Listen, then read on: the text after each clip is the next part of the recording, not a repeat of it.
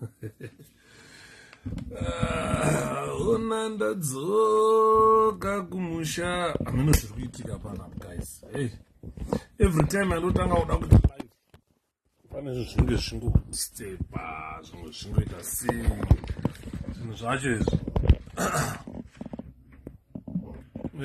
zvacho zvinoda kudisturba kuti ndisafambe zvakanaka murwendo rwandinoda kufamba nerwendo. I've got a journey that I want to walk with you tonight. Tonight I've got a journey that I want to walk with you for the next 2 days. I think for the next 2 days I'll be walking a journey with you. I want you guys to understand. I want to save something here before I start. There is a journey that I want to walk with you. A very important journey I'm going to talk about tonight. The same journey that I want to walk with you. I want you to keep walking with me. As I've stated earlier on, that we have got some masters that you can utilize for us to manage to pay our internet. As people complained last time that we need to keep doing my live until after elections, but hey. So I've planned 2 days of making a journey with the people of Zimbabwe. So the journey I'm going to make with you tonight, we will be including the Jazeera. We will be discussing Jazeera as well.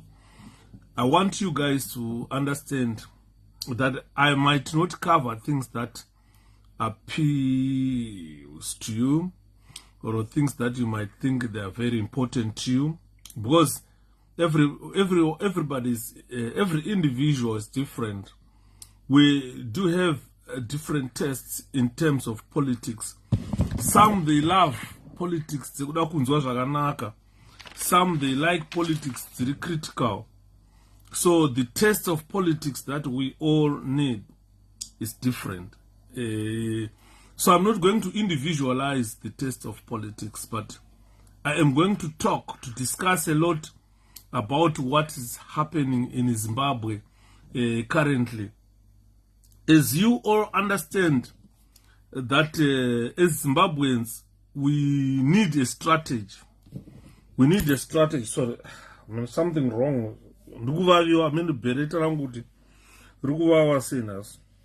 I need to wait nicely. Bere.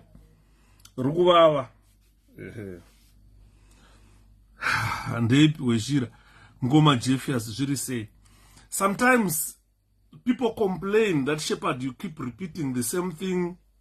It's because of the amount of people joining us. Right now I've got 11 people watching. As I keep on presenting, some people will see notifications and join us. By the time they join us, I will be probably in the middle or in the midst of presentation. So when I'm probably in the middle of the presentation, some people will join us, they get lost. They don't know where we come from. They don't know where we are and where we are going to. As a result, I'm forced to recap whatever we have discussed, so that those joining us will be updated or will be sailing with us in the same boat, understanding what we are discussing. So today's topic is a very simple topic. It is a topic about dictators. One of the hands aid me to I am here. Yeah, the problem at Jesse, last time I tried to aid people, the volume goes, and at the end we cut the presentation. So until it is sorted, we are not going to aid people, but sharing my comments so that that we sell in the same boat. Then we discuss one thing the topic that I'm touching at the moment, it is in line with the Jazeera documentary, which we have also all seen the first 2 episodes of the Jazeera document, and we understand the document has exposed a lot of shenanigans happening in the first family, the president of the country. Revolutionary greetings, 𝗕𝗲𝗹𝗶𝗃𝗲 𝗕𝗲𝗹𝗶𝗃𝗲. So a lot of things have been said about the first family. We now know who are the people involved in corruption in our country. How are you, Pindai? 𝗕𝗲𝗶𝗰𝘁 welcome. So we also know from the address or respond by the governor of Reserve Bank, 𝗪𝗲𝗶𝗃𝗲, who addressed journalists and said, look, Zimbabwe gold is not under sanctions, Reserve Bank is not sanctioned, they can sell gold at will. We all heard him saying that, but Varakashi, they were always crying because of sanctions, because of this, which were dismissed by 𝗪𝗲𝗶𝗃𝗲 himself. So we are not so knowledgeable now. We have seen the confusion in ZANU-PF. We have also seen, what's his name, Eddie Cross addressing journalists as well on behalf of 𝗪𝗲𝗔 saying 𝗕𝗲𝗃𝗃𝗲 has been stripped of his ambassadorial role, which the spokesperson of the president, 𝗕𝗲𝗃𝗃𝗲, refuted, said, no, this gentleman is still the ambassador at large. So we have seen a lot of confusion which was caused by the Jazeera documentary. We also have witnessed one of 𝗕𝗲𝗃𝗃𝗲's friends who is deeply involved in the smuggling of Zimbabwe gold, also trying to refute, trying to paint a picture that they knew that they were being recorded. Adesi mkomana ko tingaite sei kuti shoko rifambe uye nevideo dzekubiwa kwegotoda kuti zvezare kumaruwa uko. Shane, what we can only do is cut the videos in manageable portions, then we send them on YouTube, on WhatsApp. Vanhu vari kumaruzevha vane WhatsApp, chinogona kuvakanganisa idata. But if we cut them to manageable sizes, people would know what is happening around Zimbabwe. Mainunu, welcome, welcome dear. So today I need to take you a journey. This journey will probably last for 2 days or 3 days if I'm a bit fast in presenting or walking with you throughout the journey. This journey is looking at dictatorship in our country. We know Zimbabweans have been complaining. Zimbabweans are saying enough is enough. Strong point, anagogo vedu ngavazvizive. Definitely, vanofana kuzviziva vanagogo, but we need to cut the video in a manageable portion so that they can. Because the problem with kumusha is data. Kumusha hakuna magetsi, we all understand. Hakuna magetsi. Kana vachitocharge amafoni vanhu vanotoenda shopping complex pavanosvika pamashops vochargirwa foni dzavo voenda nadzo kumba, pamwe dai inongonoshandiswa that night battery robva rapera. Vanenge vasina access yemoto, vazhinji vacho havana access yemabundles and so forth. So for us to continue sending them large sums of data, it's like we are abusing our rural folk. But we wanted them to wake up, we wanted them to know what is happening in the world, what is happening around them, what is really happening with the government. They are forced to elect, which it's not according to their will to vote 𝗪𝗲𝗔, but these people are forced. So, the modern world, Zimbabweans around the world even those who used to support ZANU-PF are now saying enough is enough, guys. Varakashi, chaiva are strong Varakashi. They've surrendered now. They are saying enough is enough. Because they are saying by now, with what we witnessed on Al Jazeera, just a clique of Zimbabweans or British Zimbabweans or British nationalists who are smuggling our gold outside Zimbabwe, benefiting their, lining the profits with their pockets, with nothing going to the treasury. By now, people are saying the treasury should be bursting with them, with the gold. Zimbabwe should be probably the richest country in SADC, considering the amount of money the Al Jazeera exposed. 17.5 billion every year for the last 20 years. Zimbabwe will be better than Dubai by now. Even our soldiers who took part in the Democratic Republic of Congo in that war, they were never paid handsomely. And when they were in the bush, they were so tired of this mud, tired of bad food, tired, complained about lack of ammunition, arms, proper arms to fight war. Both sometimes they were complaining that they were fighting a sophisticated enemy, of which we lost thousands and thousands of soldiers in DRC. So a lot of people are saying enough is enough. Even Chiwenga himself, at one go, he executed some of our soldiers who refused to fight due to lack of food, due to lack of equipment, and so forth. Chiwenga ordered their execution. Things are coming out now with all these exposures, this digital era. So, to the extent that those who were used to execute our soldiers for refusing to take orders, they are now saying they can't continue executing these soldiers anymore. If you look recently, we lost Parents Shiri, we lost Paradise Mond, we lost Wananyambuya, we lost quite a lot of generals who were executed because Mnangagwa wanted to take over control of Zimbabwe alone with a group of British whites, with white people, the people that ZANU-PF, like I say, they are imperialists, which they claim 𝗕𝗲𝗃 is selling the country to the imperialists. So you find out of that hogwash, Mnangagwa has more imperialists lined up in his team, his friends and smugglers and so forth, with the 2 blacks and 2 or 3 blacks who are close relatives to E.D. Mnangagwa and his cohorts. So, if you look at everything that I'm talking about tonight, we will talk about issues that led to Mugabe being ousted from power.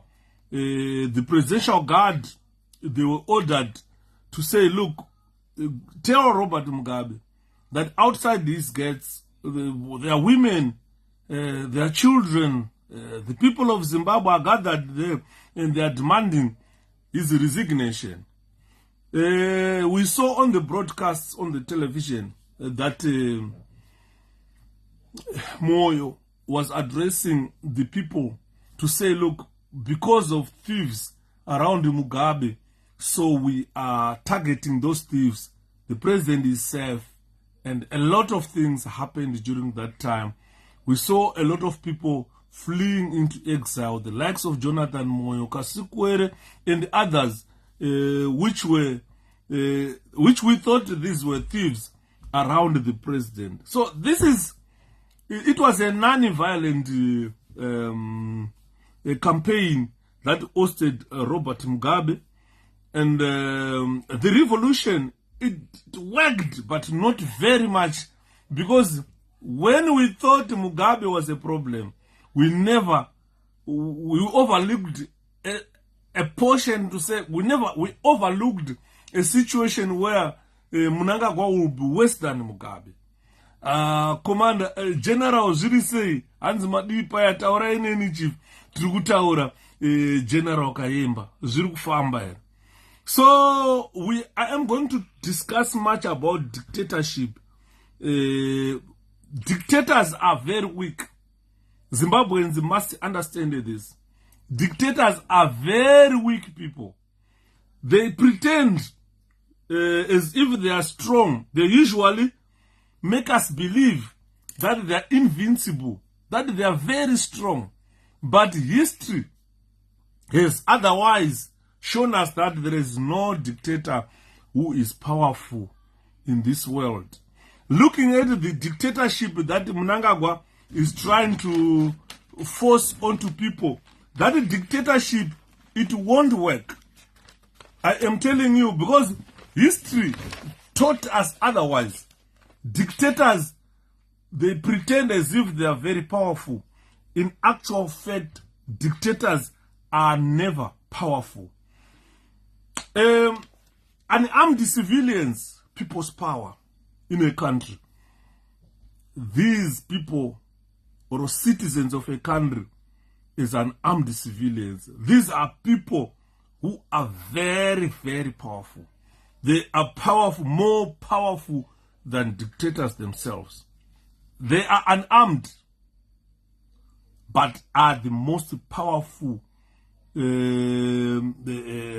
people, most powerful people in a country are unarmed civilians, not dictators. With whatever weapons dictators have, they can have nuclear bombs, they can have tanks, they can have helicopters, they can have jets to bomb people, they can have everything that is used in a warfare. Unfortunately, those things does not work when it comes to unarmed civilians. These are the most powerful, armed civilians are the most powerful force in any society, in any way, worldwide, in any society. I'm going to point to you some examples where unarmed civilians rose up against what seemingly all-powerful world dictatorship in the world. I'll point out a few that Zimbabweans would probably know, some might not know. As 𝗕𝗲𝗹𝗶𝗃𝗲, thanks Gogo. Let's tag more people, because this presentation is I'm going to take it as a journey for 2 days. From now, this is the first day. Then tomorrow I'll take it as well.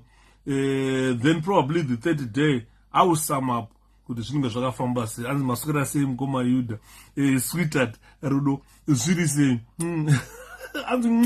sweetheart. Right, that Senegalese proved it. Senegalese proved it last time. Thank you, Nkoma Justice Mujiti. So, armed civilians, ladies and gentlemen, they rise up against the seemingly all-powerful world dictatorship. Armed civilians, they do that with the least cost of human life and other resources. This is why I'm saying armed civilians are more dangerous than a dictator with a very powerful army. I am going to show you a very powerful army, but which never worked. So dictatorship itself must be swept out of power by unarmed civilians. The Jazeera documentary is a trigger of unarmed civilians to rise up against Mnangagwa's dictatorship. I think we are together here, and we agree here that Jazeera documentary, the 2 episodes that we have seen so far, these must act as a trigger of unarmed civilians to rise up against Mnangagwa's dictatorship. And magazogadzira Facebook kuti ikwanise kueda. And this I think I need to delete it and re-download it. Maybe it will be helpful kuti igone kuzoeda wamanyuchi. So what I'm talking about, guys, is very important this evening. I'm looking at unarmed civilians, where I'm going to give you examples of where unarmed civilians rose up against a powerful world dictatorship, and they conquered. They conquered with the least cost to human life. They conquered with the least cost to other national resources. And the dictatorship were examples of dictatorship which were swept out of power by the tirade of unarmed civilians is today. I'll give you some examples today. So examples of these successful struggles are many, and some of them, they include what I'm going to say here. You all know Yugoslavia, or whatever country you might want to call it, which was under Milosevic. I still remember calling Robert Mugabe Mugabevic. There was this gentleman known as Milosevic. Milosevic held onto power. Milosevic's hold or clinging onto power was terminated by unarmed civilians in 2000. He was one of the worst dictators in the world who saw Yugoslavia turned into a massive grave. He killed a lot of people. But unarmed civilians, they rose against Milosevic's dictatorship in 2000 and ousted him out of power. We can go to Indonesia. A good example in Indonesia. Unarmed charity, 𝗕𝗲𝗶𝗆𝘆, Coxman inbox you. Let's contribute $10 each and recover. His page is needed. Let me know where my $10. I spoke to Coxman. He sent me some audios, which I'm not reluctant to share here because tight. So I was just advising him, why can't he let the account go and then open another account which he will secure against his email and his phone? Because if he secure new accounts against a phone or his email, it will be very difficult for these people to hack or control his accounts. There is something that I can't share with the public at the moment about the account, but the 400 that is required, it's not required by Facebook. It's not required by, it's required by someone to try and recover his account. That could be fake. That could be the same people who hacked his account as well. So I'm not in a position to exactly share what I discussed with Coxman, because auya inbox kwangu tikataura. Saka I'm still in the process of finding out what exactly, what's the best method of helping him. Tisatanga contributor mari because pane zvandaona saka tichazotaura because mupana wedu ari patight, ari pakona pasingaiti. Saka we'll talk out of mozondifonera atete totaura out of public eye, because panapa we've got various people. Varakashi varipo, vanazenda varipo, vanaponela varakashi varipo panapa futi. Saka tisuda kuita varakashi what we are planning to do with the account. Tozotaura kuseri. So I was talking about all seemingly powerful dictatorship which was swept up out of power by the tirade of unarmed civilians. With unarmed civilians. I've given you a very good example of Milosevic, probably in Yugoslavia. I've also given you an example of Suharto in Indonesia. Suharto ruled that country for 32 years, overseeing one of the most brutal and corrupt regime in the world, which was ended in 1998 by the people's power.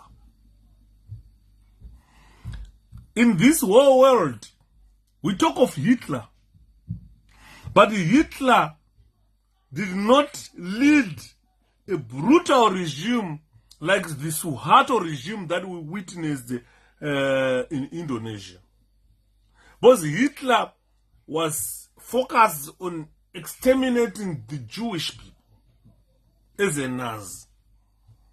But the Suharto wanted power, wanted to ensure no one will cough about Suharto's name, you'll be dead. Vanhu veku Indonesia vakasvika pakutya nhunzi. They were scared of even flies. If flies fly in your house, maitonyarara. Because they thought maybe the flies are taking what we are saying, our cries to Suharto. The following day, the whole family will perish.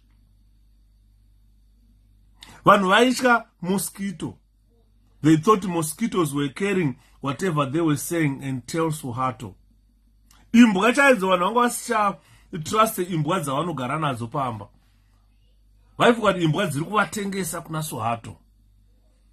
Asi kune kwajamuka varakashi zvanzi hatichada kutongwa nembavha shiri inongozofa. Exactly, 𝗪𝗏. So, but we cannot just let them do it alone.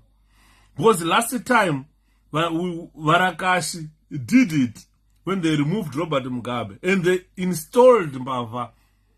Vakabvisa mbavha around Robert Mugabe. Vachibva vaisa mbavha manje. You see, the errors that Zimbabweans did, they helped Varakashi, 𝗕𝗏𝗏 to remove thieves around Robert Mugabe and put in place chief of thieves. In other words, they admitted that Mugabe is not stealing, but the people around Mugabe are stealing. So they didn't want the people around Mugabe to steal. They removed them and they put a thief who is now stealing.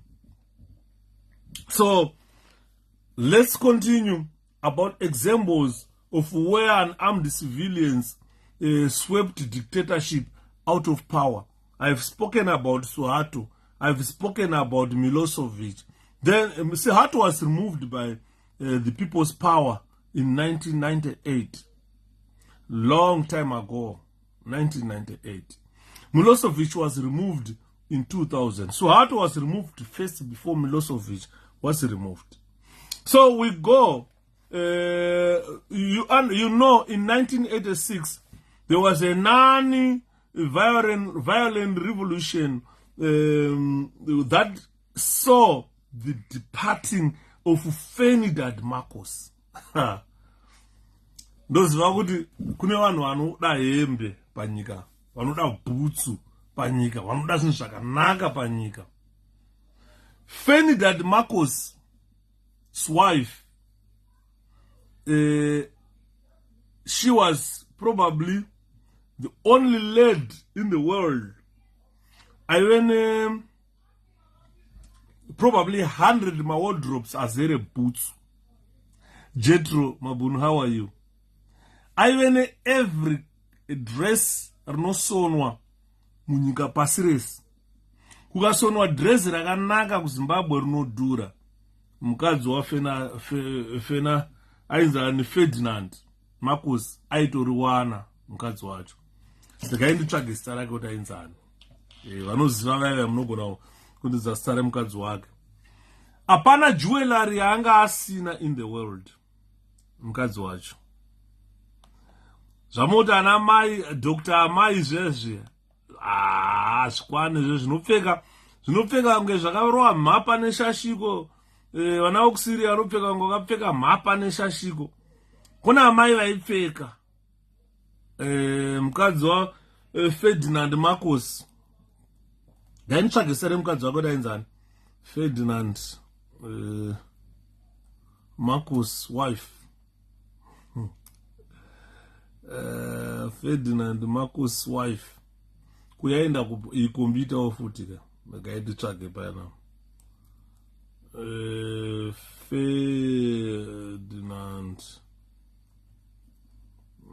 Marcos' wife.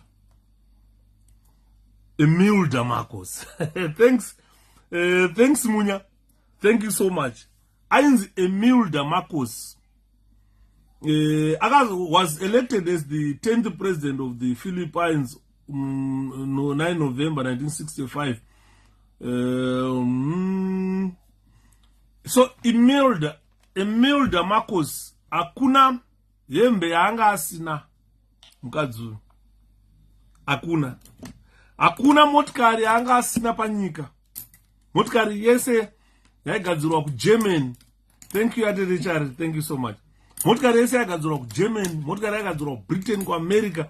I drive any car yamuza maLamborghini yamachi. Akuna motikari yanga asina. Akuna boots yanga asina yakagadzirwa munyika pasi rese. Akuna dress ranga asina.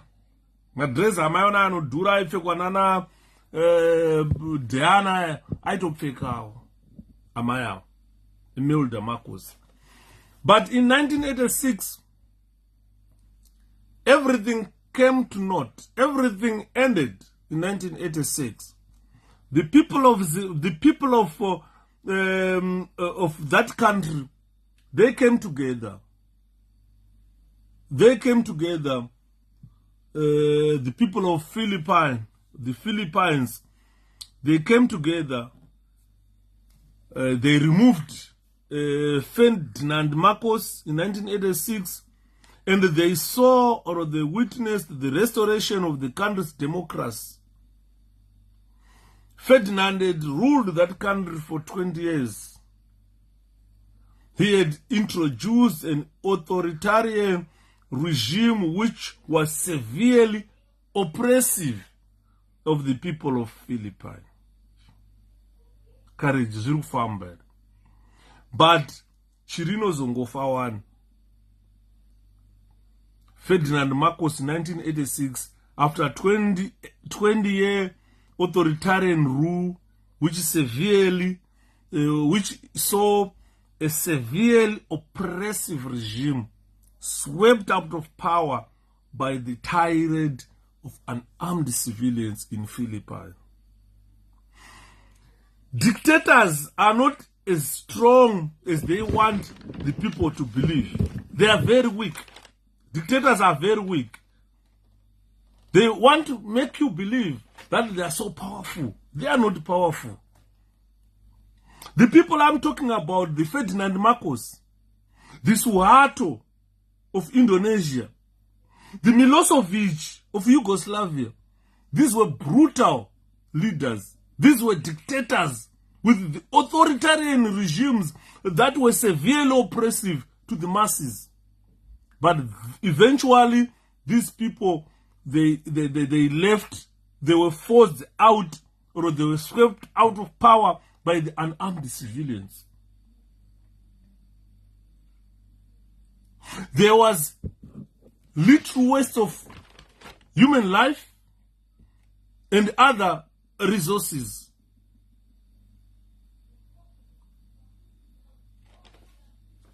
I want you to understand that.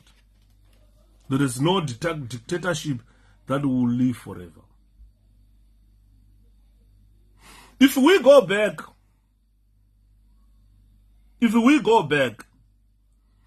the non-violent revolution that is saw Ferdinand go, that is saw Suharto go, that is saw Milosevic go.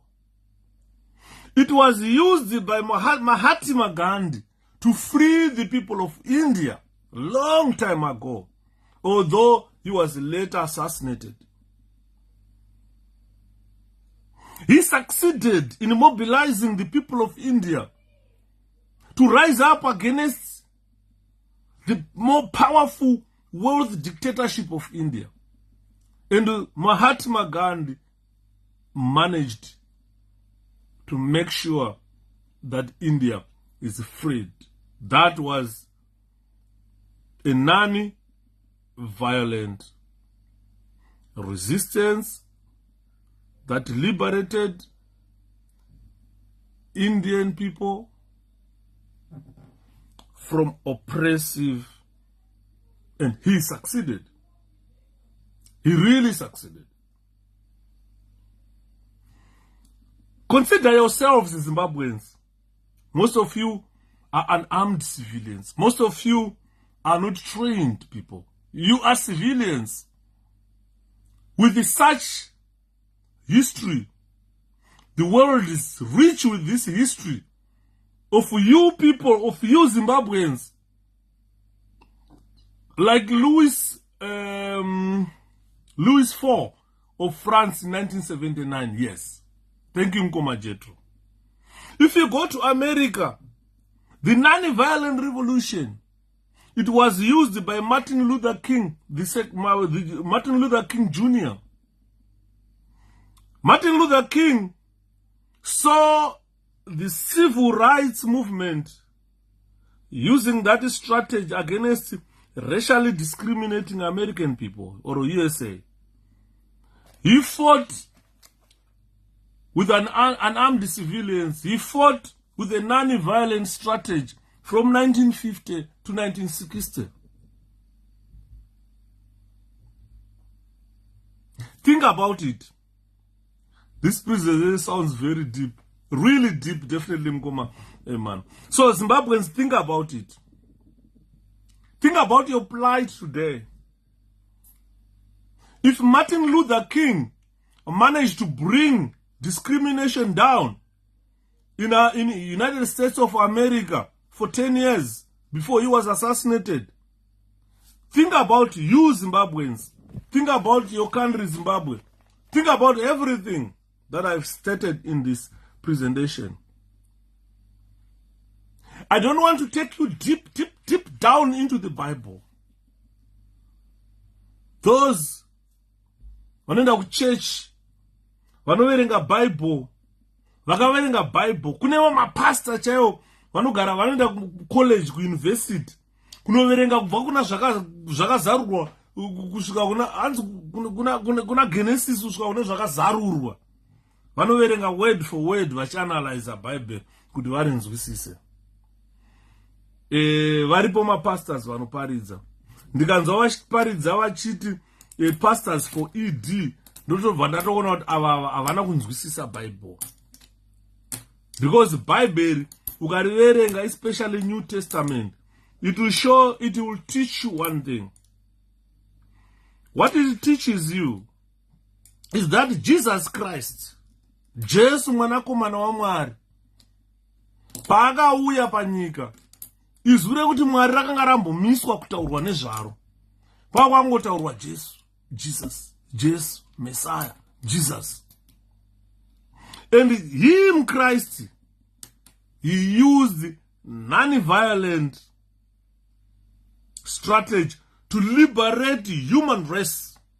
Ukanzwa pastor asingakudze izvozvo ibva kuchechi kwake nekuti hasati apastor, hasati akuziva, hasati aibva. Ndo mapastor anoenda achitaura kuti pastors for ED. Hakuna pastor anonzi pastor for ED. Because every pastor must preach this. Every pastor must know that Jesus Christ, when he came, he used an non-violent strategy to liberate human race, which made Christianity the strongest faith belief world over. Hapana nyika yaunoenda usingaone mkristo, hakuna, because of Jesus. Even after he departed physically from this world, his teachings are still running this world. His non-violent strategies are still running this world. Jesu anga asina masoja. He had no army. He had no weapons. He had nothing in his hands. As my papa in a fraud, my ID, ya papa Angel. It's just so itarisa my man. Ngoma enesura. I'm getting deep. I'm thinking deep right now. In my own world, I am seeing things different from other Zimbabweans at this juncture. I am saying to the people wanaenda kuma church, my Pentecostal church, who read the Bible, that ukanzwa pastor wako asingakutaurira kuti Jesu akanga asina pfuti, Jesu akanga asina uta nemiseve, Even Bible racho Jesu anga asina kuribata anga asingariverenge.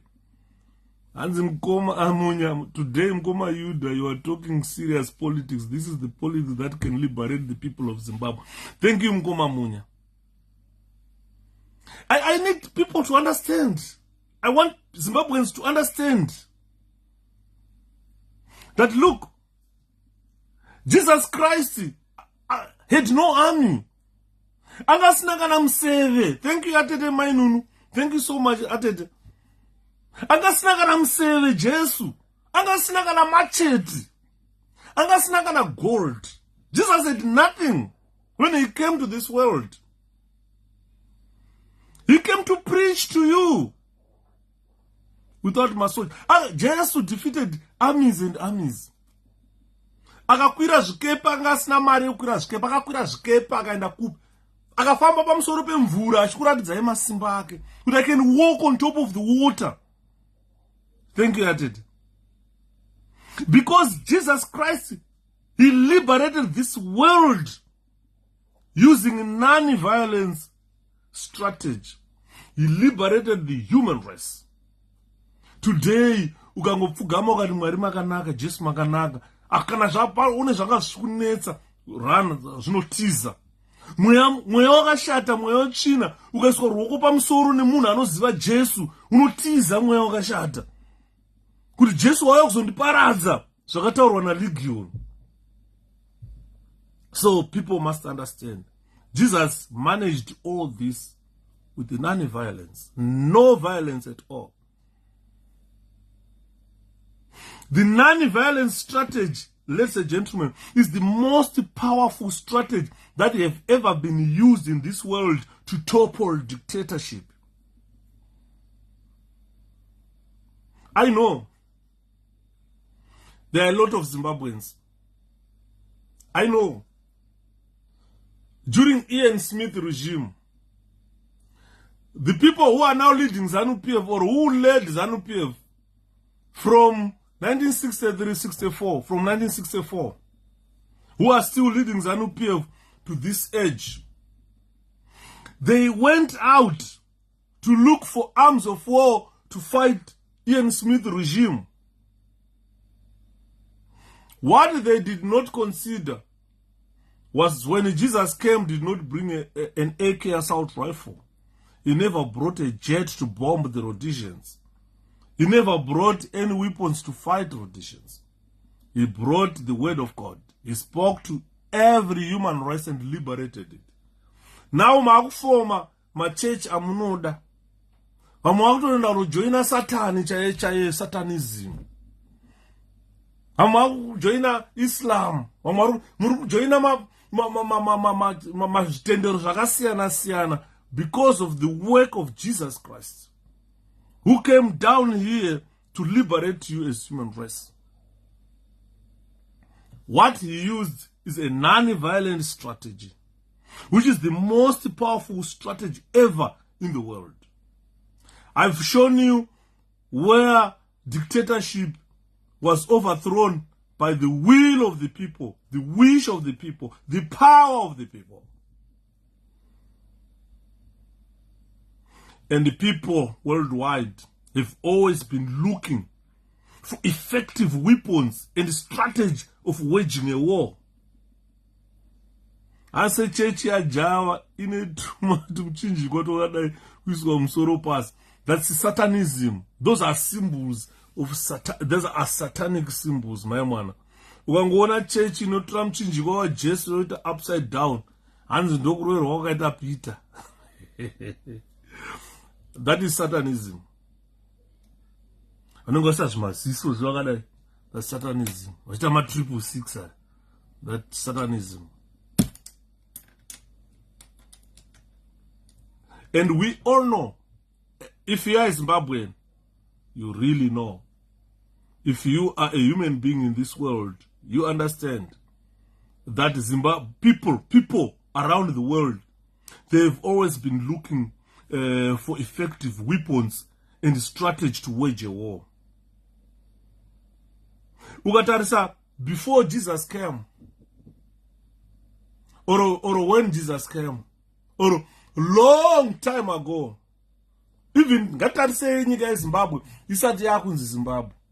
Kwaive nemadzimambo who used to look for weapons to go and fight other chiefs.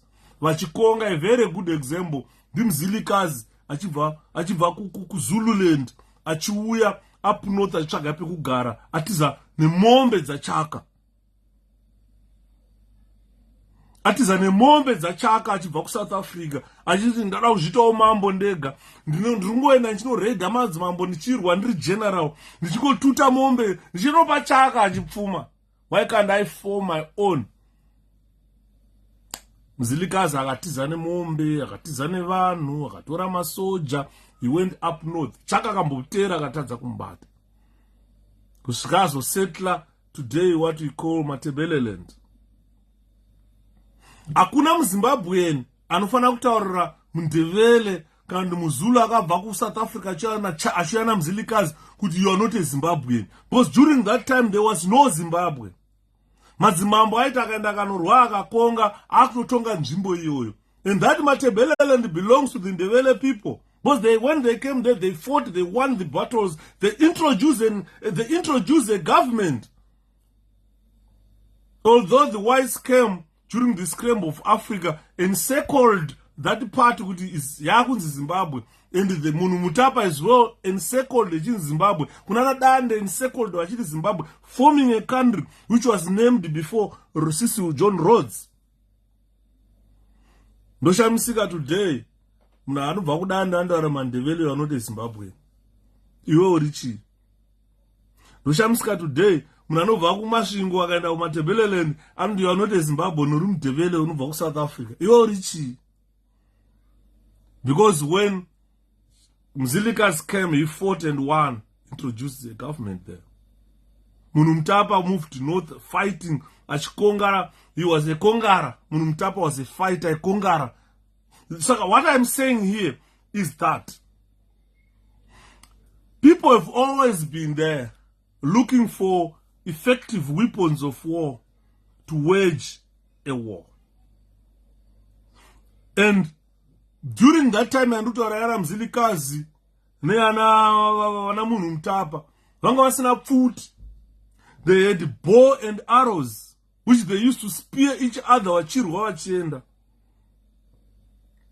Vakabva ira iyoyo kukazoya ira yakazoya nevarungu yegunpowder nemamodern weapons amaakuona through innovations. Tane ndege dzinobomba, tane mashipa anofamba futi dzinofamba mvura dzichibomba, dzimwe dzinoenda pasi pemvura semasubmarines.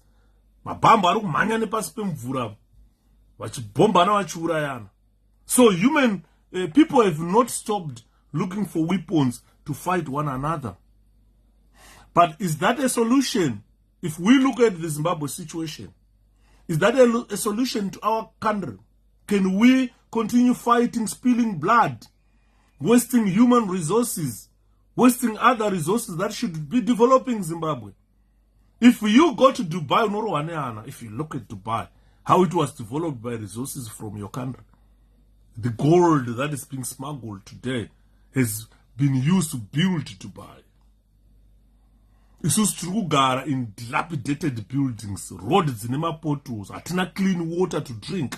Even the air we breathe is full of sewage.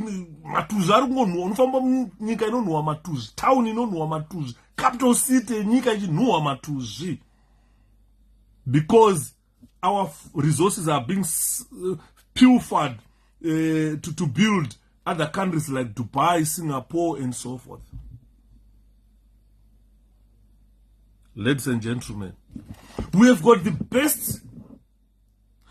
best strategy of a warfare in this global village, which is a non-violent strategy. The best warfare ever in the world. I've shown you examples where those dictators who thought cannot be toppled by civilians, they were toppled. It got after us recently, events that occurred recently. in this global village. We had powerful dictators who were thrown out. They were thrown out of power. Some of them were powerful, long-term dictatorship in the world. Let's go to Libya. A very good example is Libya. Gaddafi ruled that country for 41 years old with an iron fist. Ndakanzwa maZimbabweans vasina knowledge about Libya. Vachitaura kuti aipa benefits kuvanhu vake, aita se. It's not about the benefits. The benefits are of the state because oil yacho belongs to the people of Libya. It's just like Zimbabwe, where gold belongs to the people of Zimbabwe. But because it's not benefiting the people of Zimbabwe, West still Zimbabwe, abana benefit ya trukupiwa. Gaddafi, aipa nzungu kuvanhu, just to keep himself in power. So due to a combination of strategies, a non-violent strategy and a violent strategy, it saw Gaddafi being thrown away or thrown out of power by the people of Zimbabwe, by the people of Libya. So combination of violent and non-violent struggle. It left some of his sons dead, and others were captured. And the rest of the family fled Libya into exile, where they are living as refugees. Ndoda kuti muone kuti non-violent strategy is one of the most effective strategies ever used by anyone around the world. That will assist you to topple whoever you thought probably could be one of the strongest dictators ever to grace Zimbabwe land. Why those things I'm talking about is if you go to Zimbabwe today, look at the gap created between those connected to the government and the poor people of a country who are not connected. But the connected few are the richest people in our country. Yesterday I spoke about Passion Java. He stand before you, make a video. Yekutaura kuti saka muchatiita sei zvamaziva muchadii. I'm wearing a watch for 18,000 pounds. My suit is 80,000 pounds. My shoe costs 4,000, 5,000 pounds. When he walks wearing 200,000 pounds worth of clothes from the natural resources of a country. Zimbabwe is a country without working health system. It's a country without infrastructure. Roads are dilapidated. Buildings are depleted. Schools are closing. Some other areas have got no schools at all. Children are walking miles and miles distance to go to a school. Vachinodzidza a poor and dung classroom without books, without anything. Hakuna kana internet. But mune munhu ari kudya ma-resources enyika yeZimbabwe ega are connected to the president. Ari kutaura kuti when I walk I wear 200,000 worth of clothes. Kana mazviziva muchadii nazvo.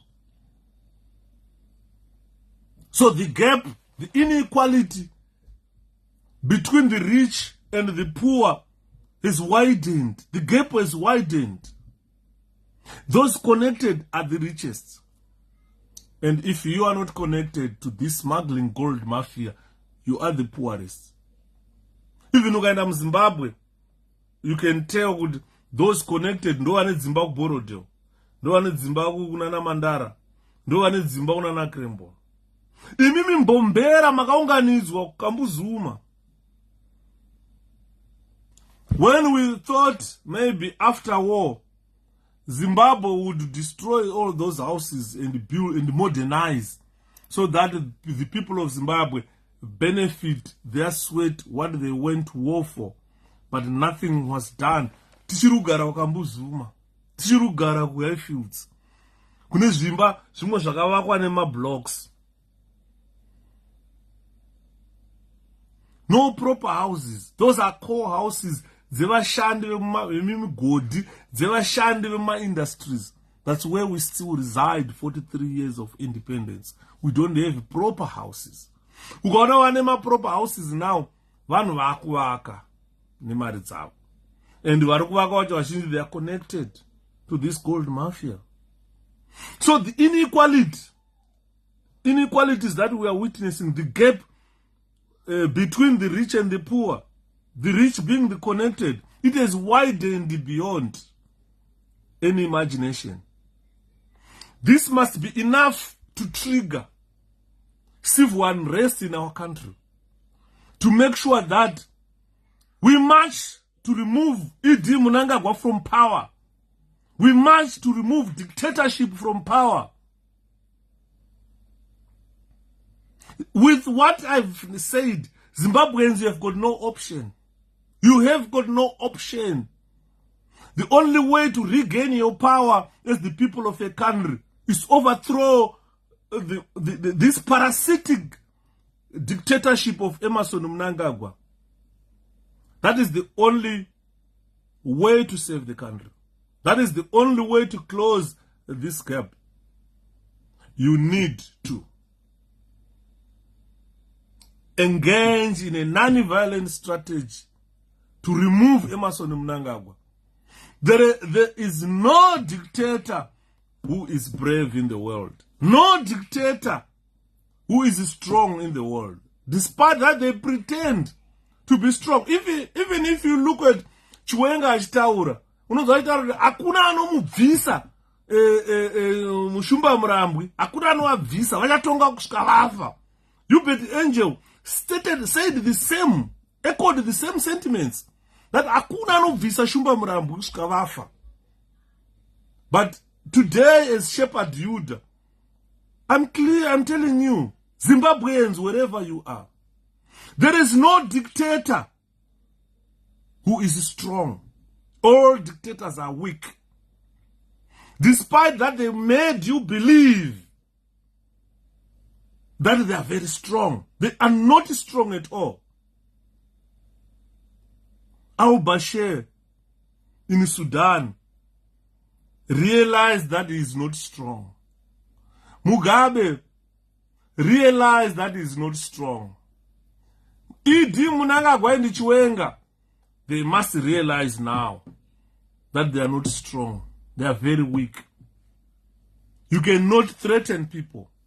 Uchitora vanhu vachiba upfumi hwenyika vachisvotesa vanhu kuti saka muchaita sei nazvo. In other words, Java is telling you to uprise against the dictatorship of 𝗕𝗲𝗰𝗁𝗲.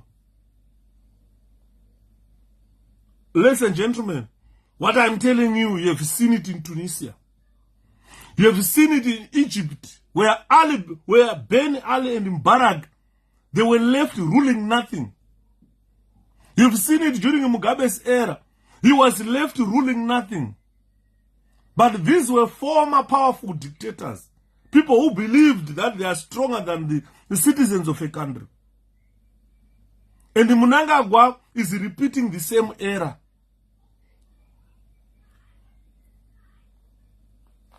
Andili Manzo. Ugaenda ku Libya, I have mentioned about Gaddafi. King of kings. Gaddafi used to call himself King of kings. He even called himself better than Jesus. No politician is stronger than the people power Luther Kondenyiwa. Yes, Mkomamunya. Makanzwa Mnangagwa achitaura kuti hurumende yamunoona muZimbabwe kana Mwari havana hurumende yakadaro. Andinenge mudharawo handisi kutaura mashoko asina kutaurwa nemudharawo. But akataura ega achiadresa vanhu vezanu. Hanzi hakuna hurumende yakanaka zvakadai kana Mwari havana hurumende yakadaro. So to him, he thinks he's better than God. The same thinking that Gaddafi had, to say I'm the king of kings. That means if Jesus was the king, then he is king to Jesus. So he thinks, Gaddafi thought he's son of God. No, he's firstborn, Yamari, Kwete Jesu. This is what Gaddafi used to call himself, as king of kings. And without learning, without borrowing a leaf from Gaddafi, Mnangagwa said the same, that God can, that his government is better than any other government in the world. Even God cannot set up a government like that. So he thought, he thinks he is above God in whatever he does. But to be honest with you, what you witness in the south of the Sahara can still happen in Zimbabwe. Hakuna dictator are so powerful. Mnangagwa is very weak. He's not a strong dictator as compared to the Wanandataura wana Mubarak. Dai maiziva munhu ainzi Beni Ali wekuTunisia, mainyarara. Tisingataure Gaddafi, we look at Tunisia. Mainyarara maisona muromo. These were people we thought they would never go. Look at a very simple example is Robert Mugabe. Vanhu vaitemba Mugabe. Mugabe vanhu vaitemba navo. His subjects, they stopped obeying his commands. Very simple. Very, very simple. Mugabe's subjects stopped obeying his commands. That was that. Mugabe was gone. And Mnangagwa does not learn from that. He does not learn from Ben Ali. He does not learn from Mubarak. He does not learn from Gaddafi. He does not learn from what 𝗕𝗲𝗃𝗀 says. Because if he was a clever leader, would listen to presentations like this. And would put things in his brains, stock his brains, that dictators are so weak and not strong as they usually make us believe. Mnangagwa is very weak. Mnangagwa is not as strong as he usually makes Zimbabweans believe. His subjects, vanachiwenga, vanofamba vachitaura kuti vaMnangagwa hakuna anovabvisa. Those are wet dreams.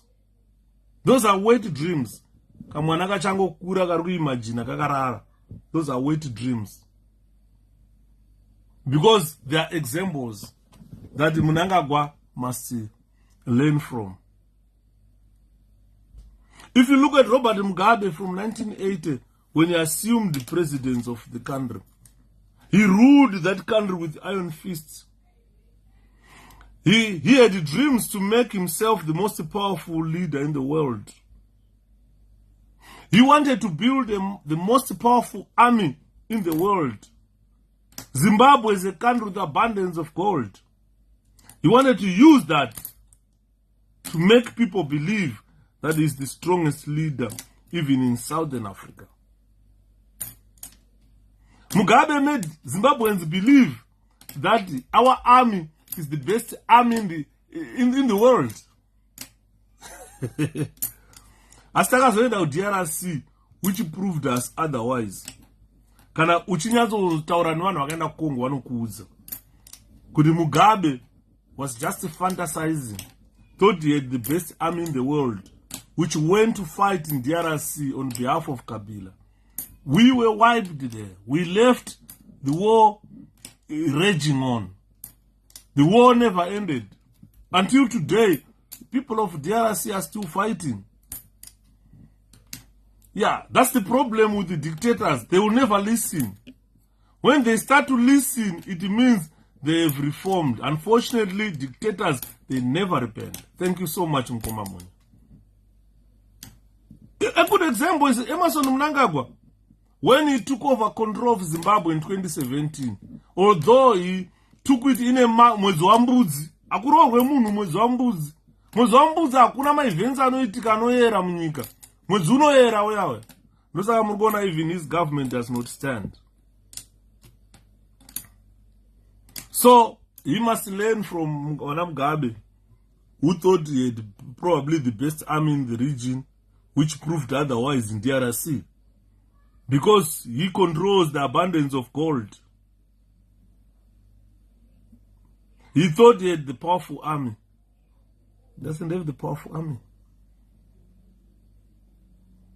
So I'm saying this because we got to an extent where his generals came to him with bad news. Could Mdara resign? He never thought that would ever happen to him. Exactly, General. Ndurutaura, a good example of Gabriel Robert Mugabe. Tikada kutaura zvana Mbaraki vari kure, tikada kutaura zvana Ben Ali vari kure, ngataure zvemumusha medu. Andona, nyika vanayo, you don't even know kuti vari kuite nayo. Zviri sei, chiri kure, hanzi mukoma lost your number. Long time paZim now. Chiri kure, akomana. Ndaikutsvaga Alex, ndaikutsvaga Sterek. I'll give you my number ku inbox. Ndaikutsvaga. So one day is one day. Chiwenga was a subject ya Bobo, but he brought bad news to Robert Mugabe to say, look, the people are demanding that you resign. Takanzwa vachitaura kuti hanzi Mugabe ukaramba uresigna panze pamagedhi pakazara vanhu. You can let the crowd come in and deal with you. Eventually, Bob was forced to resign. So with everything that I've said, Zimbabwe now, it needs a leader. Zimbabwe, it needs a leader.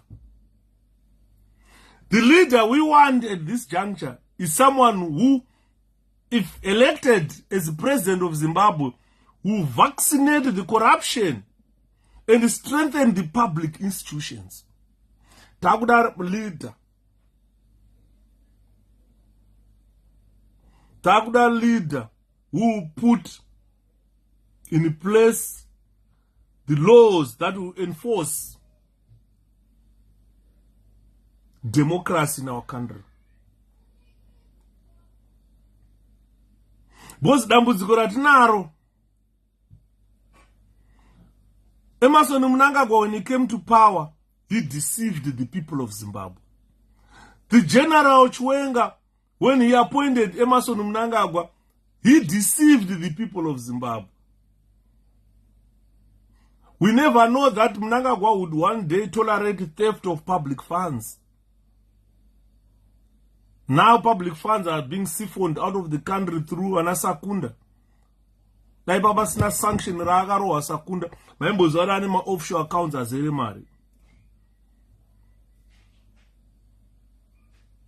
Takuda leader ukuthi tikampa Zimbabwe nasi. Ano make sure kuti there is zero tolerance of corruption in our country. Because Emmerson Mnangagwa, as the executive, has the will to do so. But he never did it. Ngoma Hama Zuri say, maybe they're loving the presentations. Thank you so much. And in the morning. Takuda leader ukuthi tikati vachamisa takuvoterai. Let me be specific. Takuda leader akaita sachamisa. Zimbabwe at this juncture, it needs Nelson Chamisa. One who knows God. One who fears God. I've spoken a lot about Jesus, who liberated the human race. We need a leader who knows about Jesus. And that leader kana sachamisa anoziva Mwari, anotya Jesu, anoziva Jesu achitya Mwari. Mukamupa nyika kuti vachamisa garai apa mutonge. Obvious, the first thing that he does is to vaccinate corruption. The second thing he does is to strengthen the public institutions and put laws that enforce democracy in a country. Ndambenge ndiri kutwita nchinetsana nemwe mufesi. Anga achitaura zvikanzi anotoda leader ane mwoyo une tsitsi nevanhu vaanotungamira paita dambudziko rembavha. Ndo chokwadi. Mufesi wana achinetsana naye kutwita anga achinitaurira about America. Aisa Bush, akaisa Obama, akaisa Clinton. Akataura, these people should not lecture the world about democracy. Ndikamuti, do you know what democracy is? Don't just throw the words. Vana Obama vano hold ama free and fair elections. Aka win, anoziva anotonga 2 terms. Dzikapera ostepa down kopinda mumwe. Ndikamuti compare America neRussia. Kuti pakapinda Putin ari president of Russia until now, how many presidents presided over United States of America? Then you think Putin is in a better position to lecture about democracy rather than America to lecture to Putin about democracy. The way elections are conducted in the United Kingdom, it's a clear democratic method, clear democratic way. I voted in this country, I voted in Zimbabwe. I know now what democracy is and what elections entail. So Varakash, they don't understand this.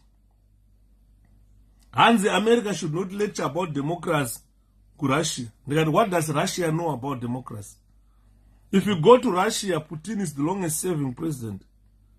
If you go to America, 2 terms president Aroapas. Akuna strong, the longest serving American president. That is democracy that we want. Come to UK. Munomtina prime minister agaita 1 month. Don't read democracy the way it works. UK, tina prime minister agaita 1 month after Boris Johnson. Maka appointwa prime minister muno makatonga for a month aga resign. Zvinoita democracy. Saka, these Western countries, they are in a better position to lecture democracy to Russia.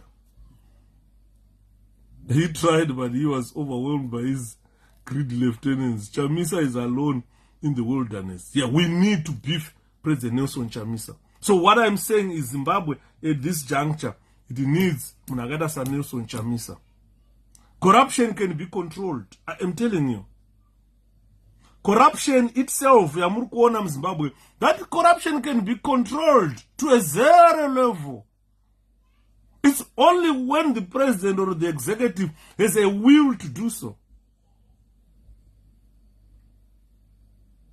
And to control corruption, if I am president of that country, I'll rely on Zimbabwe's intelligence agents. Those are minds when I condemn a CIO always. I used to condemn CIO and I can still condemn CIO.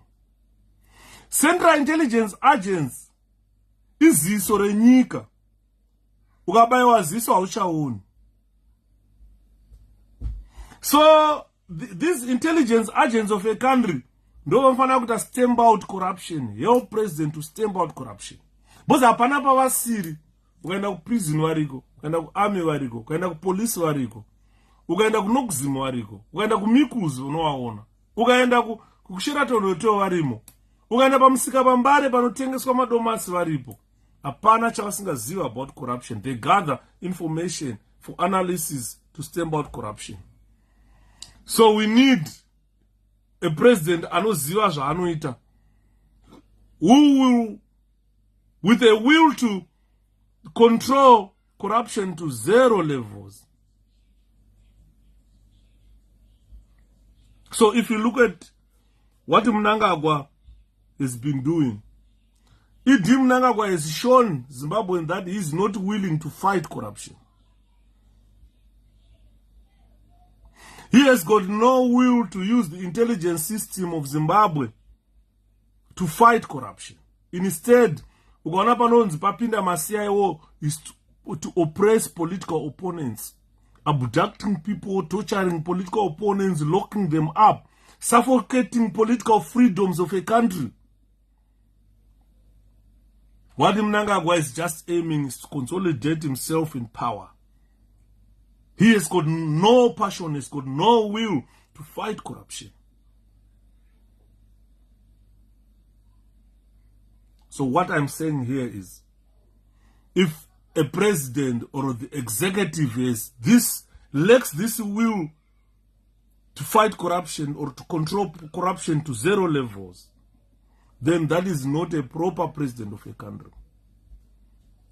A president who doesn't recognize the duties of the national intelligence agents. Hakuna nyika inonakidza kutonga kana one vanhu vanoziva zvavanoita vari kuintelligence. Nyika inonakidza kutonga iyoyo. Because kunotonga nemitemo neconstitution yenyika neintelligence dzavo vachikubatsira president pakati payo. Ndosaka vachinzwa vachinzi president's office. Because ndo ziso renyika.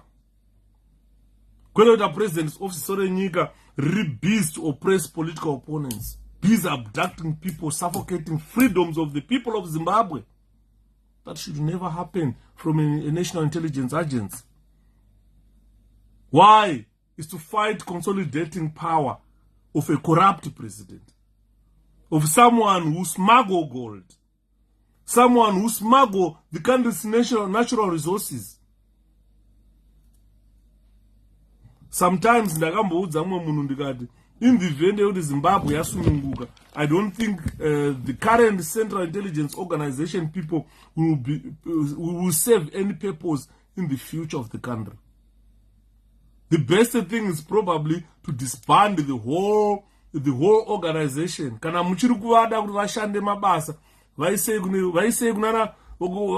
Ministry of Lands, maopa matrack vachidrivira vanhu vachifamba vachirimira vanhu maruzeva, maybe ndo zvavangatoite zvine musoro.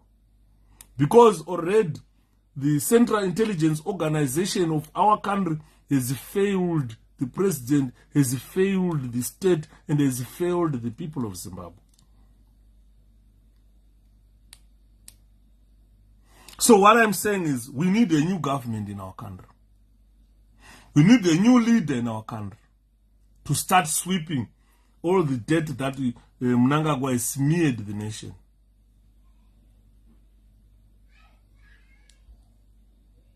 We must ensure a fair and even-handed policy that would get the people of a country to live together. Hanziko na amai mwana Mwari dai Mwari adzikinura nyika. If we believe in God, sweetheart, we will sail through. Tane problem yekuti president wenyu anda kudya nemasatanists. Vanotira muchinjiko waJesu wese upside down. People who do not believe that Jesus came to help you to free the human race. This is why today I'm saying we need a new government in our country. And the new government that we need is a government that will ensure free policies, that will ensure these free policies are handed down to make the people of Zimbabwe to get together, to live together. We need to live peacefully in our country. There is no one who should be abducted, tortured, because of political reasons, because of politics. I'm repeating the words that President Nnelson Chamisa said. In his government, no Zimbabwean will ever be abducted. No Zimbabwean will ever suffer because of political affiliation. He said that.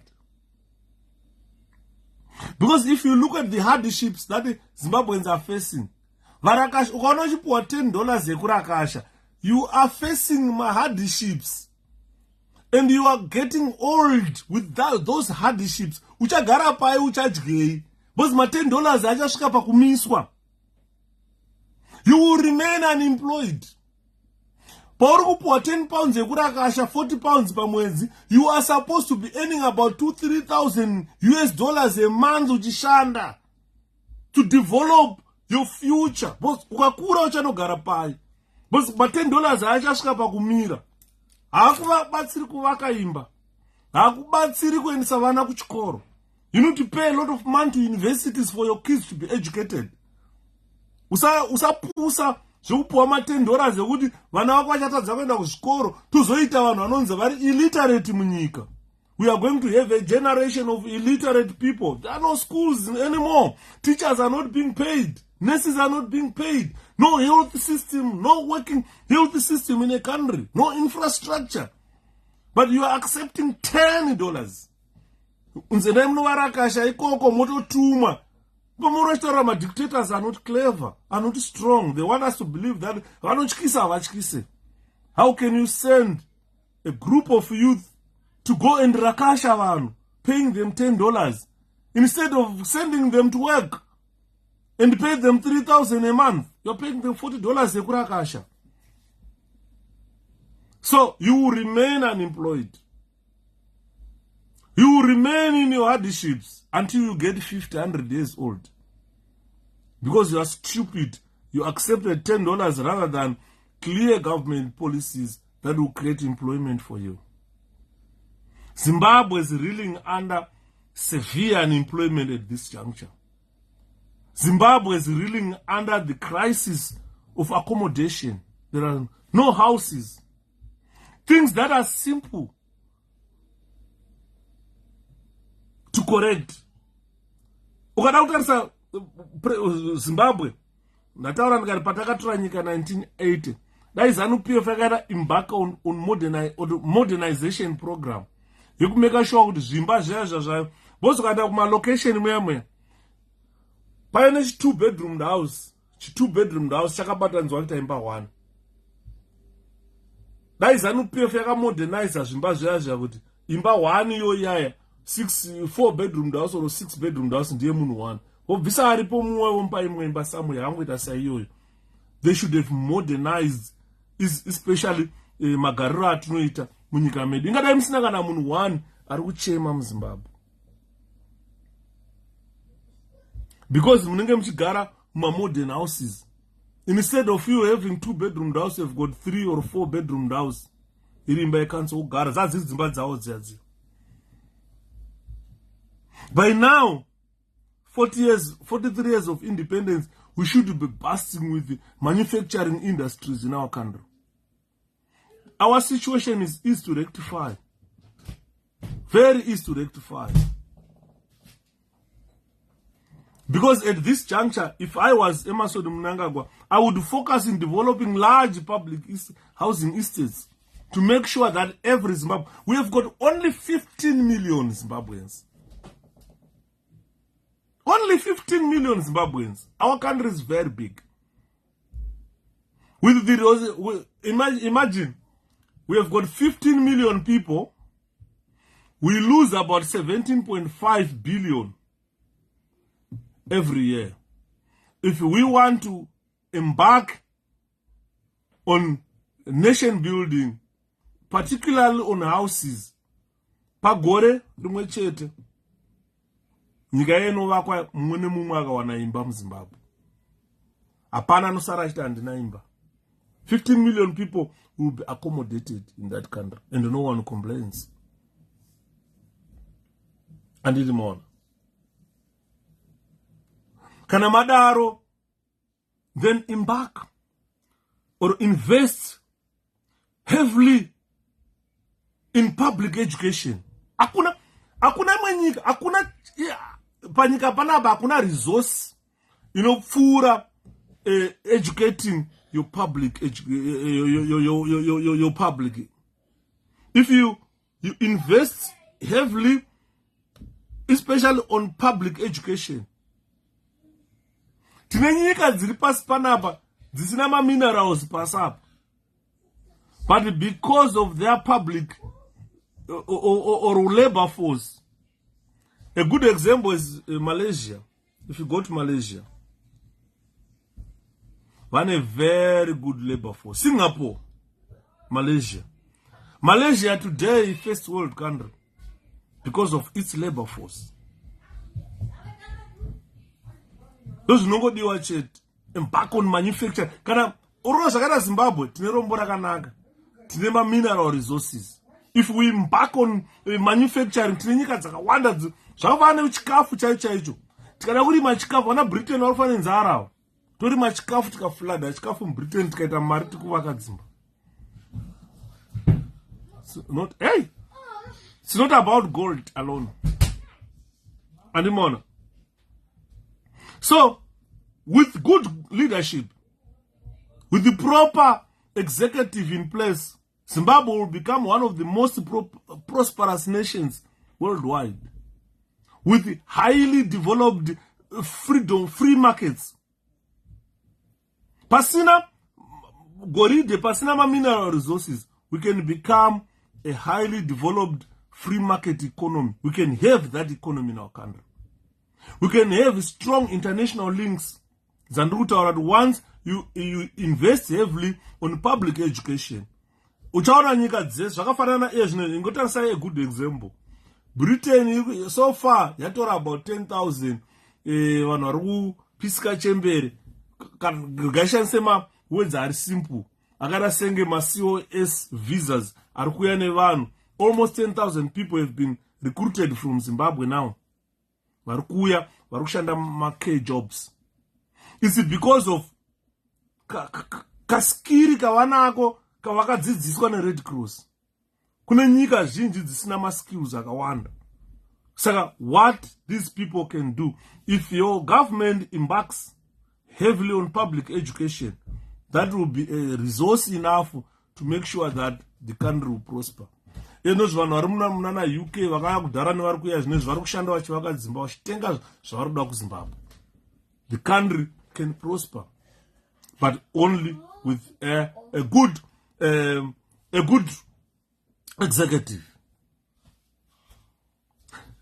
Batai kutaura kwandoita tagai vana ngwena vanzwisise, because kuita president zvikuappointwa zvezve kana kuti vanhu vanokutora forward wepresident, that doesn't make you a rocket scientist. You need to listen to ideas. You need to listen to what other people say.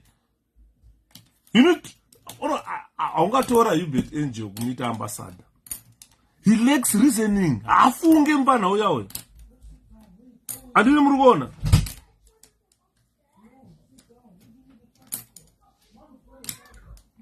Ladies and gentlemen, the corrupt nature of ED government, definitely it will never see Zimbabwe having the highest per capita gross domestic product. Never. The corrupt nature of ED Mnangagwa's government, it will never see Zimbabwe developing. There is serious theft of public funds in our country. Very serious. Chinondirwadza manje. The government knows. ED Mnangagwa appointed an organization on ZAC, which so far has used about 33.3 million fighting corruption without any conviction. If you see the people that they are arresting and prosecuting, these are small and weak people. Those who also have fallen out of favor with the regime, these are the only people being arrested. Vakakonana neLacoste ndo vari kusungwa. But you've got an anti-corruption department that has so far used the 33.3 million without any conviction. Mbava are walking scot-free. So you start to think, is the president serious about fighting corruption? Because the president himself is the most corrupt person in a country. So how can he fight corruption? The executive does not have this will of fighting corruption. So this selective prosecution, to me, if I look at it, It is nothing but it's persecution. It's not prosecution, it's persecution. Because when one fall out with the regime are the only ones arrested. Those within the regime, not even one will be arrested. Corruption will continue and continue. And on. So if you ask Idi Mnangagwa today, takambota tika imi, torai Mnangagwa mumise pa TV. Ambobvunzwa mibvunzo nevanhu apindure. He cannot explain today why Zimbabwe is a failed state. He can't. He cannot point at corruption because he's the most corrupt leader in SADC. If you ask him why our country is unable to prosper, he's got no answer. This is why we are saying, put him on ZTV. We ask him questions. We want him to be answerable to what we know. Ukatarisa Zimbabwe, komana. Zimbabwe is a country where there is high availability of skilled labor. Ukauya kuno ku UK, ukafamba mune mama hospitals unofunga kuti wasvika ku Zimbabwe. Uchingofamba hako uti ko makadi, munanongo kutarisa makadi, wotoziva kuti zvatazara maZimbabweans in the United Kingdom. It's because we've got a country where skilled labor is highly available. And in the morning, once we have an incorruptible bureaucracy, once we have a president still corrupt, the executive which is not corrupt, our political situation will stabilize. Our economic situation will stabilize. Our security system will stabilize. As I am talking to you right now, no investor will ever come to Zimbabwe fully aware that pa airport penye hapana security. Mabamba anongopfuura hapana anomabvunza. Futi dzinongopinda hapana anodzibvunza. With the current global threats where aeroplanes are blown, where people are being shot, hijacked and so forth, no one would want to do business with Zimbabwe, considering what Al Jazeera is exposed. No security at the airport of Zimbabwe.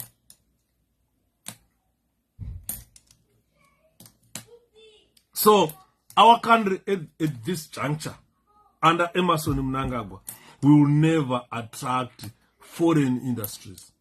It can only attract people who come to smuggle gold, who come to steal things from our country. It will never attract foreign investors. When Mnangagwa, after elections, takanzwa Niki Mangwana achitaura kuti there are millions of American investors lined up to invest in our country. And it became headline in the newspaper, daily newspaper, Herald. Where are the investors? 5 years down the line. This is why we are saying, bring Mnangagwa live to Mvunze. Kuti wakataura iwewe through your spokesperson. Kuti kune ma American investors who are lined to invest in our country. Where are they? No investor will ever come and invest in a country like Zimbabwe, where there is no security. Because the first thing an investor think about is his investment. You invest to make profit. You don't invest to make a loss. You don't invest to make a country happy. No. The purpose of investment is to make profit, make money. Kana ndakada plant a fertilizer in Zimbabwe, am I going to make profits? Is the cement in demand? So, what I'm saying here is, we have got a very good availability of skilled labor in our country. What we just need is the incorruptible executive, the bureaucracy, and we need a stable political and economic environment. Above all, we need security to make sure that foreign investors will come to our country. If we lack these things, it will be a chorus, a song that will be done by Varakashi on daily basis. 𝗕𝗲𝗃𝗃 neherald. Any president of a country, I would order an investigation of the Herald editor. Because Herald is state newspaper that should portray the truth of a country. We don't expect kunyeperwa ne Herald. And more. So everything that I've mentioned here will be key to the development of a country. Everything I've stated here will be key to the development of our infrastructure. Our streets, our roads. They all need to be developed. If we don't do that, our airport, Zimbabwe airport, the way it is being renovated, it's still beyond the world-class airports. Airport. It's still beyond that. I said, the world-class airport, world-class airport here. And in more. President of a country, I would order the international airport to be built centrally. Gweru would be ideal for an international airport, a world-class airport in Gweru. Centrally,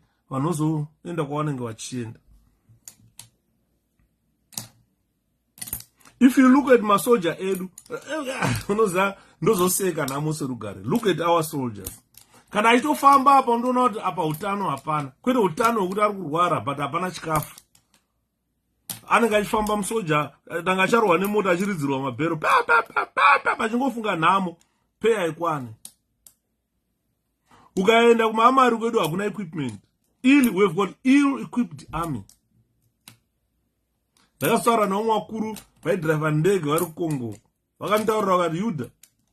Patakaenda Congo, ma-Aluid 3 nedzimwe ndege dzatakabva nadzo Zimbabwe dzakarohwa dzese. Takazotaura naKabila tikazontengerwa dzimwe ndege kuFrance ndodzakazotibatsira. But otherwise, dzedu isusu hadzisiri dzehondo. Aluid 3 aita nzi ndege ihelicopter yakagadzirwa 1963 kuFrance here. Nanhasi Zimbabwe ndiyandaura ndo ndege yehondo iyoyo. Zikanzi equipment. Our army is not professionally trained. Our army is not professionally equipped. Our armed forces are struggling. But the first thing Charlotte Masoja and your armed forces are is to pay them handsomely. Once you pay them handsomely, done. Start equipping them. They'll do the job for you. As Zimbabwe. The best No, we need a peaceful revolution. I am preaching peace, because we need a peaceful revolution in our country. No matter that a country has got masoja, one put, one is that doesn't work. As long as we know that Musoja acha drive a tenga upinda mu road is a Zimbabwean citizen who can even join the peaceful march to remove Idi Mnangagwa and the ZANU-PF government. And in the Zimbabwe president Chai people have lost confidence with the Zimbabwe president. The confidence that Mnangagwa, the confidence that the people had with Mnangagwa, Mnangagwa squandered that confidence with corruption. Apasisina chakanaka chinoti chikatariswa Mnangagwa's government vanoti Mnangagwa apasisina. Our Jazeera had shown us that Mnangagwa squandered our trust with corruption. Saka takuda new government, takuda new president. Zimbabwe needs a new executive, new judiciary. Yakuda new president, Zimbabwe. Let's keep our country multilingual. Our country is a multicultural country. Our country is multi-religious. Don't you get any peace? in the world where Muslims and Christians share the same location, they share the same tap of water, they share the same food, same shops. Auroho unziri Muslim Zimbabwe, auroho aurawo unziri Christian. Asatamboona religious wars in our country. Saka, from that beginning, from that scenario, we can still maintain peace in our country. Directly racially divided.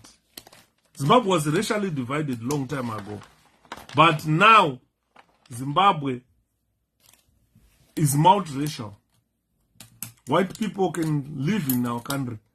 To the extent that Mutona White Minister of Sports, although she's useless, that one. 𝗕𝗲𝗃𝗏 is useless. She led to the banning of our sports in our country. Imagine if sports was banned at the height of her swimming career. We've got a lot of kids who swim better than 𝗕𝗲𝗃𝗏. We've got a lot of footballers who play football better than 𝗧𝗵𝗲𝗃𝗏, better than Peter Ndlovu. Now their talents have been logged because Zimbabwe is not allowed to participate. It was banned by FIFA to participate in any football tournament. Africa Cup of Nations is underway. We are not there. We are not there, guys. Because of 𝗕𝗲𝗃𝗏. Andini. So we must have, as Zimbabweans, strong reasons for use of non-violent strategy. And the use of non-violent strategy, they need a cause and vision. We need a cause and vision. Our Jazeera being cause, vision being to liberate the people of Zimbabwe. And we should put in place immediate demands, not tomorrow. Because our Jazeera is a trigger for non-violent strategy. Guidelines are there already. What we only need to do is act. We need to start key steps into the path of success. If we don't start key steps now into the path of success, then we will remain tichazopinda mubook of history as the most scared generation of all time. Unonuswa sueja ukombleni. Unofamba mapotos nemotkara ukombleni. Unofane korera muZimbabwe ukombleni. Unoenda kuchipatara kusina paracetamol ukombleni. Imagine when 100 years to come, when people write about us, what do you think the people 100 years to come will say about you and me? But these videos we are making, they are going to be seen by generations and generations, probably in the next 1,000 years, or probably in the next 1 million years. 1 million years to come, people will be watching 𝗕𝗵𝗲𝗃𝗏 talking about Emmerson Mnangagwa, the most brutal leader in SADC, the most corrupt leader in 21st century. And they will ask you, these guys were busy preaching, were busy talking without action, without taking action. We heard 𝗕𝗵𝗲𝗃𝗏 in March 2023. This is April, sorry. On the 2nd of April 2023, telling the world that hakuna dictator ane power. They make you believe that they are powerful whilst they are not powerful. I've listed all those dictators who fell, the Suhartos, the Milosevic, the Gaddafi, the Ben Ali, and so forth. And in the morning. Saka, our country should have great transformation, guys. 4 generations or 4 decades of independence should have witnessed Zimbabwe becoming a part of the first world country. By now, Zimbabwe should be enjoying stable leadership. We should be enjoying stable leadership renewal. Kuti kana munhu akapinda akarara president akajika muti abhabhai, next one akauya abhabhai, awina otonga atadza tomubvisa. That should be a stable leadership renewal. By now, 4 decades of independence, we should be witnessing this. No violence. Hakuna munhu anofana kuroverwa kuenda kunovhota. Because ukada kuona how many elections have been held in Zimbabwe, in every election people die, which is not normal. Why should a person die? Kutora ballpoint yakonesa X paunoda wenda kumba unogara. Why should you die for that? How many elections have been held in Zimbabwe? ZANU-PF failed to initiate 3 free and fair elections. All our elections from 1980 to 2023 are violent-ridden elections. Already, Katara 𝗕𝗲𝗹𝗶, new political party, it has got almost 200 people killed since last year. People being bludgeoned. What type of politics is that? And Zimbabweans still keep Emmerson Mnangagwa to be president. Come on. A country with such vast mineral resources. Why should we suffer? Some other countries, they've got nothing to dig to feed their populations. We've got everything in our country. We enjoy a very skilled labor force in our country, which could be resource enough to power our country to a first world country, to power our country to prosperity, to power our country to economic development. But because we have got a lame executive that doesn't allow that to happen, because they want to do corruption, they want to feed their own children only, and the rest you suffer. There is a gap now between the rich and the poor, and the rich being the connected people to the government. 4 decades now. Zimbabwe should be able to compete favorably with any other country in the world. But 4 wasted decades under ZANU-PF. 1980. One brother set against another. Politics.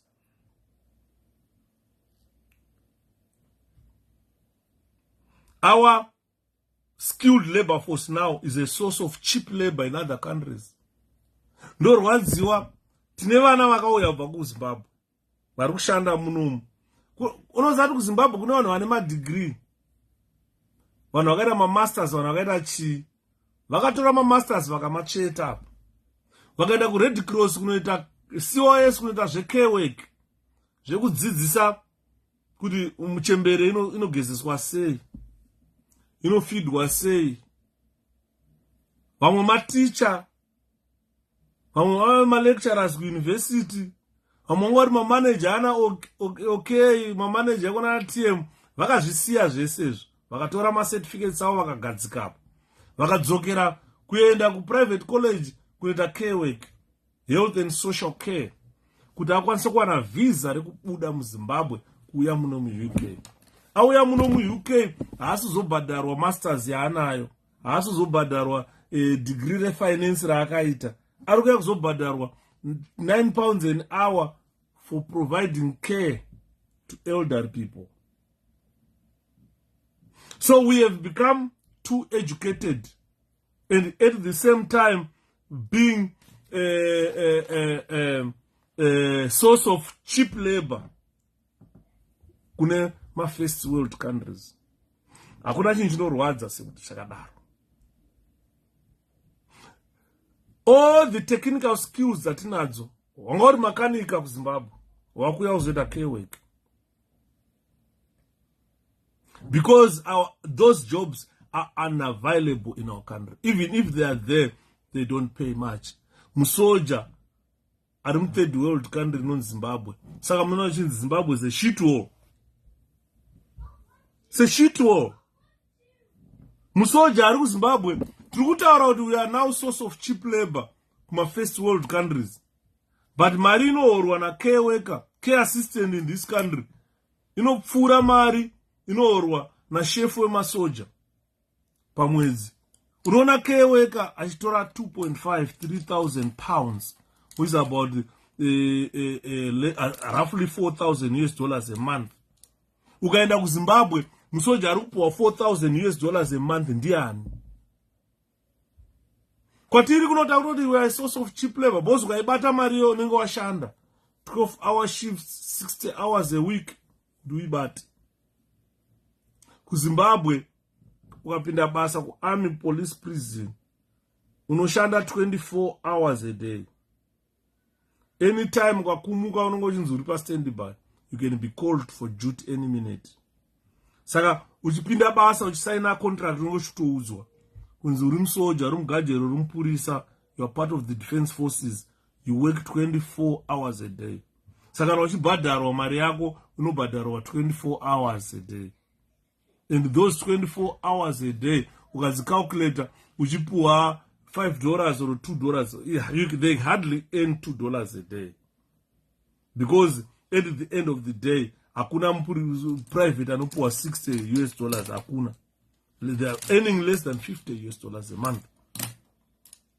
Although we complain to kuma first world with our healthcare assistant ari kuora 3,000 pamwedzi ari kubatirwa noda kushanda stereka. It's far much better than what our soldiers are earning, what our teachers are earning, what our nurses are earning in Zimbabwe. Despite having technical skills, good skills. Ladies and gentlemen, ndikara mashitaura, it's like ndirikurwadzisa vanhu vakawanda. Ndaona vamwe vangu vakutochema pano, macomments amira kusvika, mastars amira kupinda, love and likes maramba kundipa. Saka ndofunga ndataura topic inorwadza zvikuru.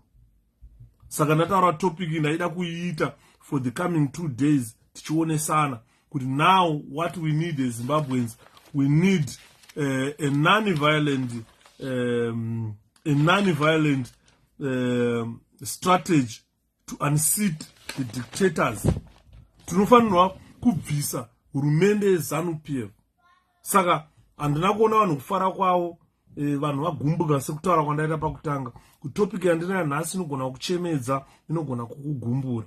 Saka ndine tsitsi neurombo noti mondiregererawo ndataura zvarwadza, but ndo reality in our country.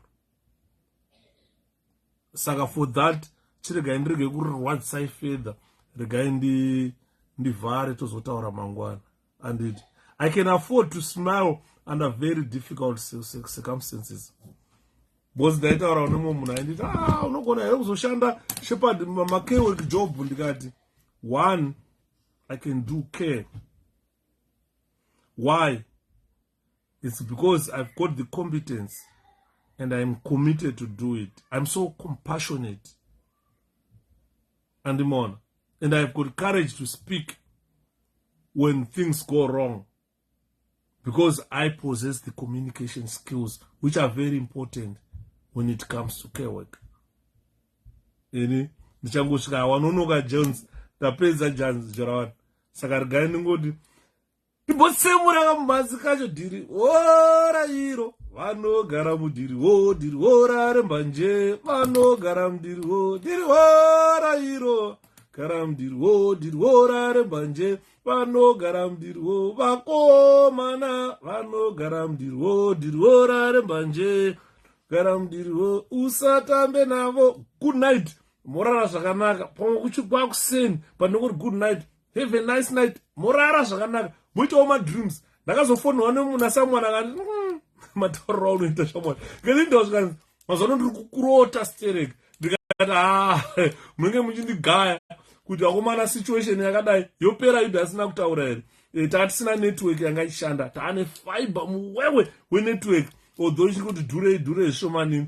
handingazoshayiwa anongoona kuti ngomaita $10 iyo bhadharaiwo internet yenyu. Saka we will talk tomorrow, guys. We'll see what we want to achieve, what we want to do. But for today, ndofunga materera zvakanaka zvandataura kuti maZimbabweans, we need unarmed civilians of our country to embark on a peaceful, non-violent removal of ZANU-PF government, and it should start now.